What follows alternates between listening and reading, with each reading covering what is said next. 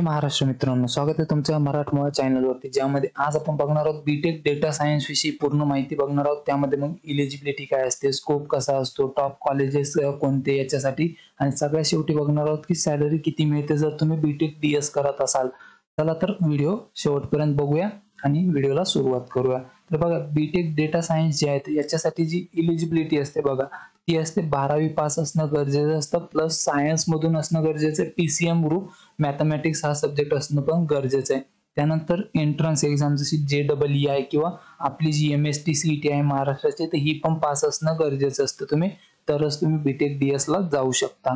त्यानंतर याची जर फी बघितली ती कॉलेजनुसार कमी जास्ती होत असते, पण जर ॲव्हरेज जर बघितलं तर ती 1 लाखांपासून 3 लाखांपर्यंत तुम्हाला पर इयर साठी द्यावी लागू शकते। कॉलेजनुसार चेंज होत असते, चांगल्या कॉलेजला गेले तर जास्ती पण तुम्हाला द्यावी लागेल।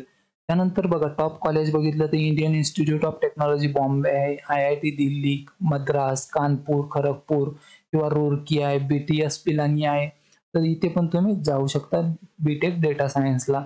त्यानंतर स्कोप जसं की बीटेक सध्या जी IT इंडस्ट्री आहे ती खूप वरती जात आहे, म्हणजे जी ग्रोथ आहे ती खूप आहे बीटेकची, तर त्यामध्ये तुम्ही जाऊ शकता। IT सेक्टरमध्ये किंवा बँकिंग आहे, फायनान्स सेक्टर आहे, हेल्थ केअर सेक्टरमध्ये पण सुद्धा तुम्ही जाऊ शकता, किंवा डेटा सायंटिस्ट, डेटा अॅनालिस्ट बनू शकता तुम्ही।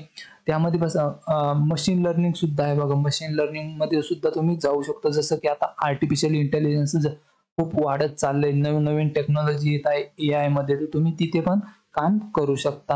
आणि जर सॅलरी बघितली तर सॅलरी कशी तुमच्या नॉलेज आणि स्किल वरती डिपेंड असते, पण जर ॲव्हरेज जर बघितलं तर 6 ते 8 लाखांचा पॅकेज तुम्हाला मिळून जाईल सुरुवातीला। म्हणजे जर तुमचं स्किल आणि नॉलेज चांगलं असेल तर 6 ते 8 लाखांचं पॅकेज तुम्हाला मिळून जातं, आणि एकदा एक्सपिरियन्स आला तर 15 लाखांपर्यंत सुद्धा जात असतं। आणि याच्या रिलेटेड जर काही इन्फॉर्मेशन हवी असेल तर कमेंटमध्ये मला विचारू शकता, मी तिथे नेहमी तुम्हाला रिप्लाय करत असतो।